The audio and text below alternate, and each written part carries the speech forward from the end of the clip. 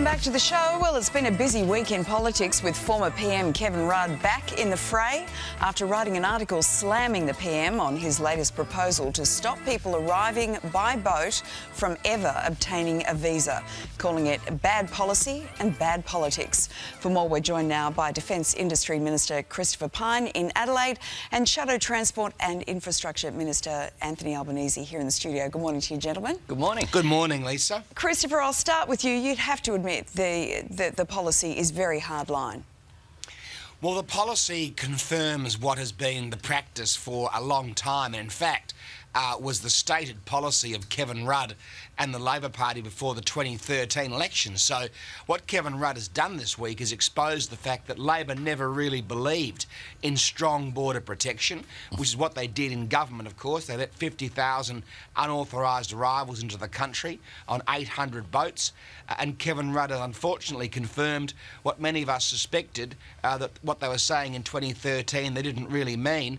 The policy that we are taking to the people, to the Parliament, is that we want to ensure that those people who tried to get to Australia in an unauthorised way will never be able to get a visa through a backdoor method.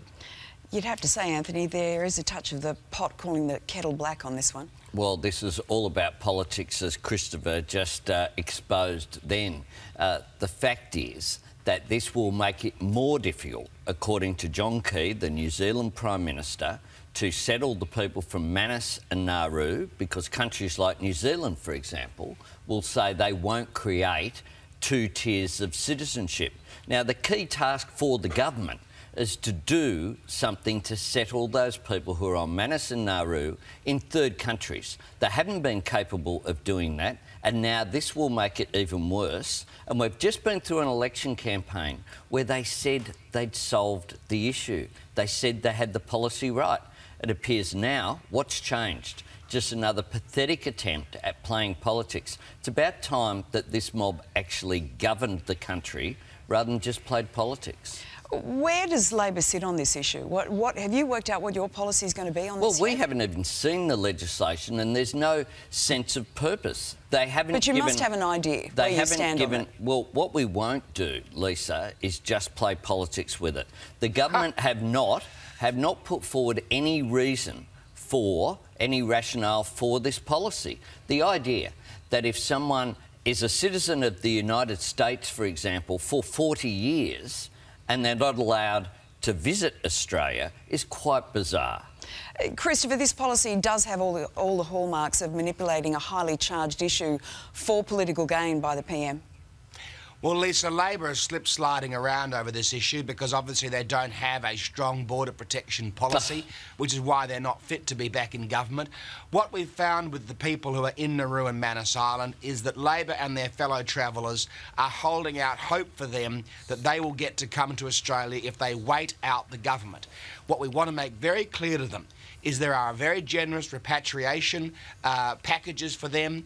There's third-party resettlement options for them that the government is prepared to fund and that they should take. Where will they go, Christopher? Well, there's options for them to stay in Papua New Guinea, to go to Cambodia, to return to the countries from where they've come now that they are safe again, and they are refusing to do so because Labor and their fellow travellers are telling them, nudge, nudge, wink, wink, you don't have to take those packages, you don't have to return home, because we will find a way for you to come into the country. Now, what unfortunately what Anthony is proving this morning is that they're continuing to have those soft border protection policies from the Labor Party that got us into this position in the first place, where there were 50,000 unauthorised arrivals on 800 vessels. All right, well, when you do have a policy, Anthony, we'll have to continue on that topic. Well, when they have some legislation.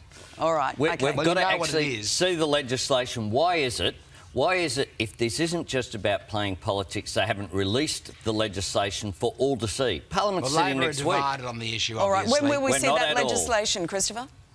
as soon as it's ready to be introduced. And It's pretty So straightforward. you haven't got it ready How yet? long will that take? It's pretty So straightforward. you haven't got it ready? So Well, if it's Peter Dutton can straightforward... tell you exactly. You haven't got it ready? All right, Peter let's... Dutton can tell you when the legislation will be introduced, but it's pretty So what straightforward. we've had confirmed It simply today is takes they don't away- even have this legislation It ready. simply takes away the opportunity for people to come to Australia in any means into the future. It's not All right. a very hard piece of legislation for all right. Anthony So we to should get his see it head very around. shortly. Let's move on. Indeed. Former Prime Minister Tony Abbott let it be known this week he was up for a cabinet position via one of his longtime confidants, Catherine McGregor, who wrote a column urging the PM to give him the Indigenous Affairs portfolio.